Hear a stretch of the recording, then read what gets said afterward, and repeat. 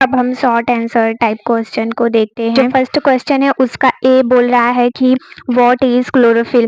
तो इसमें क्वेश्चन में पूछ रहा है कि क्लोरोफिल क्या है।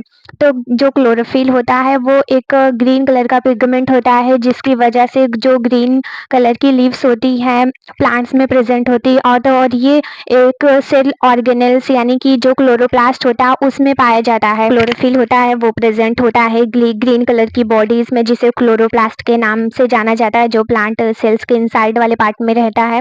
तो बेसिकली जो जब फोटोसिंथेसिस का प्रोसेस होता है तो जो ग्रीन प्लांट होता है अपना फूड प्रिपेयर करता है फॉर्म मतलब ग्लूकोज के फॉर्म में अपना फूड प्रिपेयर करता है कार्बन डाइऑक्साइड और वाटर को लेके और सनलाइट एनर्जी को यूज करके और इन ये सारा का सारा जो प्रोसेस होता है क्लोरोफिल के प्रेजेंस में ही होता है। आप ऐसे करके जो क्लोरोफिल की डेफिनेशन है उसे लिख सकते हैं। अब जो ये फर्स्ट क्वेश्चन है उसमें जो सेकंड वाला पार्ट है यानी कि जो क्वेश्चन बी है वो क्या बोल रहा है तो उसको थोड़ा अच्छे से समझते हैं। Which simple food is prepared first in the process of photosynthesis. यानी कि ये क्वेश्चन पूछ रहा है कि कौन सा ऐसा सिंपल फूड प्रिपेयर्ड हो रहा है जब फोटोसिंथेसिस का प्रोसेस होता है। हालांकि हम जानते हैं कि जब हम फोटोसिंथेसिस का प्रोसेस होता है तो जो प्लांट होता है वो फूड प्रिपेयर करता है ग्लूकोज के फॉर्म में। तो यहाँ पे जो आंसर होगा वो होगा ग्लूकोज। अब जो इसका जो थर्ड वाला क्वेश्चन है इसी फर्स्ट वाले का पार्ट है। Name the food which get stored in plant leaves. वो उस फूड का नाम बताइए जो बेसिकली जो प्लांट लीव्स होती है वहाँ पे स्टोर्ड होता है। तो वो किस नाम से जाना जाता है उस फूड का नाम यानी जो ग्लूकोज होता है जब फोटोसिंथेसिस के प्रोसेस पे जब ग्लूकोज का फॉर्मेशन होता है तो वो किस नाम से लीव्स में स्टोर्ड होता है तो उसे हम बेसिकली स्टार्च के नाम से जानते हैं। अब जो हमारा नेक्स्ट क्वेश्चन है वो है define saprophytic nutritions parasitic nutritions और holozoic nutritions. Give one example of each type. तो बेसिकली इसमें जो सेप्रोफाइटिक न्यूट्रिशन है पैरासाइटिक न्यूट्रिशन है और जो होलोजोइक न्यूट्रिशन है उनके बारे में डिफिनेशन देनी है और इन सब का एक एक एग्जांपल देना है मतलब कि इसका एग्जांपल हम लोगों को लिखना है और तो डिफिनेशन लिखनी है। बेसिकली हमने अपनी वीडियो में इन सारी चीज़ों को अच्छे से समझाया है। तो अब हम देखते हैं कि सेप्रोफाइटिक न्यूट्रिशंस किसे बोलते हैं। सेप्रोफाइटिक मोड ऑफ न्यूट्रिशन है उसका मतलब होता है ये ऐसे मोड ऑफ न्यूट्रिशन है जिसमें जो ऑर्गेनिज्म होता है वो फूड को ऑब्टेन कर रहा है डेड और डिकेइंग मैटर से। जो प्लांट के डेड और डिकेइंग मैटर्स हैं या फिर जो डेड एनिमल्स के डिकेइंग मैटर्स हैं तो वहाँ से जब फूड को ऑर्गेनिज्म ऑब्टेन करते हैं तो उस मोड ऑफ न्यूट्रिशन को सेप्रोफाइटिक मोड ऑफ न्यूट्रिशन के नाम से जाना जाता है। और इसे सेप्रोफाइटिक न्यूट्रिशन के साथ साथ इसको सेप्रोट्रॉफिक न्यूट्रिशन के नाम से भी जाना जाता है। तो अब इसका जो एग्जांपल है जैसे कि हो गया वो एक सेप्रोफाइटिक मोड ऑफ न्यूट्रिशन है कि जो कॉपी का राइटिंग स्किल होता है जब पेपर्स में हम कॉपी को लिखते हैं तो वो काफ़ी ज़्यादा एक बहुत ही ज़्यादा इम्पैक्ट डालता है कि किसी भी टीचर्स पर कि वो कैसा शो हो रहा है तो उसके अकॉर्डिंग वो कैसे इम्प्रेस हो रहे हैं। तो आपको पहले तो अगर कोई टॉपिक पूछा है तो उसे पहले उस टॉपिक की हेडिंग बना के उसके बारे में थोड़ा सा लिखना होता है। फिर अगर आप उसके बारे में थोड़ा सा सिलेक्टेड पॉइंट लिख देंगे फिर उसके बाद एग्जाम्पल तो ये काफ़ी ज़्यादा एक एफिशिएंट वे हो जाता है कि कोई भी इम्प्रेस हो जाएगा आपकी कॉपी को देखने के बाद। मैंने पूछा था कि पैरासाइटिक न्यूट्रिशंस क्या होता है। जो पैरासाइटिक न्यूट्रिशन होता है उसमें बेसिकली क्या होता है कि जो ऑर्गेनिज्म रहता है वो अपना फूड एक दूसरे ऑर्गेनिज्म से डिराइव कर रहा है यानी कि उसे मार नहीं रहा है उसके बाद भी वहाँ से अपना फूड ले रहा है। जैसे कि समझ लीजिए कि जो राउंड वॉर्म हो गया या फिर कह ले तो जो लीच हो गई ये सारे लोग ऐसे जो पैरासाइटिक मोड ऑफ न्यूट्रिशंस करते हैं जो बेसिकली किसी की बॉडी को कि यहाँ से एज अ होस्ट सेल उसको यूज़ करते हैं फिर उसके बाद वहाँ से मतलब कि उसे बिना किल किए ही अपना फूड को ऑब्टेन कर लेते हैं। जो थर्ड वाला था कि होलोजोइक न्यूट्रिशन क्या होता है। जब कोई ऑर्गेनिज्म रहता है ये एक ऐसे टाइप का न्यूट्रिशन है जिसमें जब ऑर्गेनिज्म जो फूड है वो टेक कर रहा है एक सॉलिड फॉर्म में यानी उसमें इंजेक्शन का प्रोसेस हो रहा है और तो और जो इंजेस्टेड फूड डाइजेस्ट हो रहा है फिर उसके बाद वो बॉडी के सेल्स में अब्जॉर्ब होता है। उस ऑर्गेनिज्म के ये सारा का सारा प्रोसेस इन्वॉल्व रहता है तो उसे होलोजोइक न्यूट्रिशन बोला जाता है। जो सारे के सारे लार्ज एनिमल्स हो गया और जो ह्यूमन बींग्स होते हैं वो होलोजोइक न्यूट्रिशंस के अंडर आते हैं। तो ये सारे के सारे एग्जांपल्स हैं और इन तीनों के डिफिनेशंस थे। तो इस क्वेश्चन में यही बेसिकली पूछा गया था तो हमको एक अच्छे वे से इसको लिखना है ताकि वो एक एग्जामिनर या फिर जो टीचर्स कॉपी को चेक करे उनके ऊपर अच्छा इम्पैक्ट पड़े कि बच्चे ने कुछ अच्छा लिखा है। हमारा नेक्स्ट क्वेश्चन है वो भी दो पार्ट्स में डिवाइड है, जैसे कि what is the role of hydrochloric acid in our stomach. तो जो हाइड्रोक्लोरिक एसिड होता है उसका स्टमक में क्या रोल होता है। तो जो हाइड्रोक्लोरिक एसिड होता है वो बेसिकली डाइजेशन करने में हेल्प करता है। बेसिकली जो फंक्शन होता है हाइड्रोक्लोरिक एसिड का ये काफ़ी ज़्यादा इंपॉर्टेंट हो जाता है, ये बोर्ड्स के पेपर में बेसिकली में पूछ लिया जाता है। तो जो फंक्शन होता है हाइड्रोक्लोरिक एसिड का स्टमक में, वो एक मीडियम ऑफ गैस्ट्रिक जूस को बनाता है जो बेसिकली एसिडिक होता है। इसीलिए जो इंजाइम पेप्सिन होता है वो प्रोटीन को प्रॉपर्ली डाइजेस्ट कर लेता है।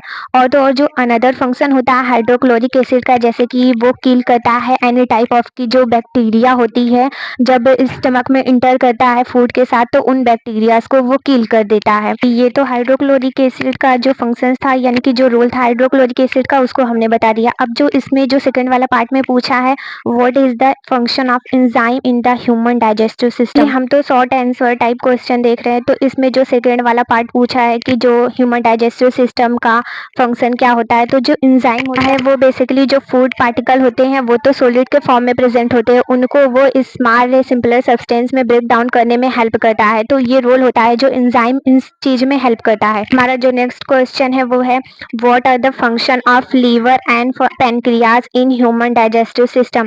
तो इसमें बेसिकली पूछ रहा है कि लीवर का फंक्शन क्या होता है और तो और जो पैनक्रियाज होता है उसका फंक्शन क्या होता है ह्यूमन डाइजेस्टिव सिस्टम में। स्मॉल इंटेस्टाइन रहता है वो टू ग्लैंड्स का सिक्रेशन को रिसीव करता है, जो लीवर होती है और पैनक्रियाज होता है। तो इस क्वेश्चन में हमें लीवर और पैनक्रियाज के बारे में ही पूछा गया है।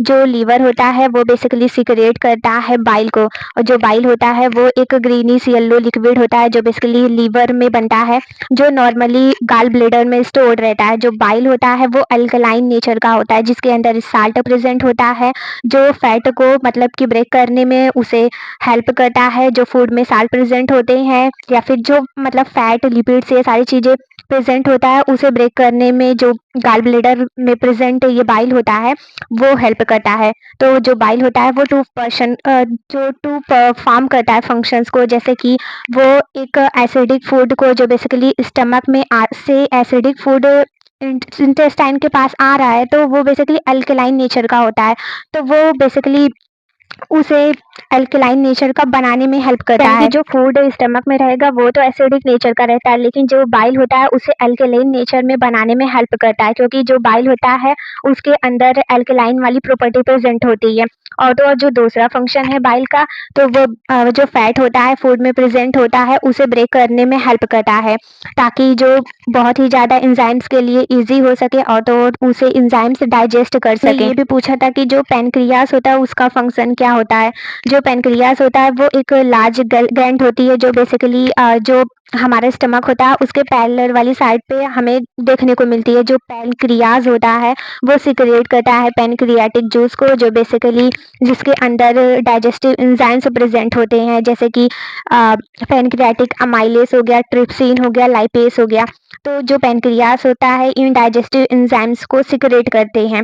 तो जो एंजाइम अमाइलेस होता है वो ब्रेक डाउन करता है स्टार्च को, यानी कि वो स्टार्च को ब्रेक करने में हेल्प करता है। और तो और जो एंजाइम ट्रिप्सिन होता है वो डाइजेस्ट करता है प्रोटीन को। और तो और जो एंजाइम लाइपेस होता है वो ब्रेक डाउन करता है जो इमल्सिफाइड फैट प्रेजेंट होते हैं, तो उन्हें वो डाइजेस्ट करने में हेल्प करता है। तो ये पैनक्रियाज के फंक्शन हो गए। ये क्वेश्चन हो गया, लेकिन अगर आपको पेपर्स में लिखना है तो आपके जो लिखने का तरीका होता है वो काफ़ी ज़्यादा अच्छा होना चाहिए, यानी कि आप उस चीज़ को कैसे शो कर रहे हैं उस अपनी कॉपी या फिर जो आंसर शीट हो रहा है उस पे जैसा शो करेंगे वैसा ही किसी भी टीचर के ऊपर इम्पैक्ट पड़ेगा और तो और वैसा ही आपको नंबर मिलेगा। हमारा नेक्स्ट क्वेश्चन है वो है जैसे कि क्वेश्चन में लिखा है कि नेम द फॉलोइंग।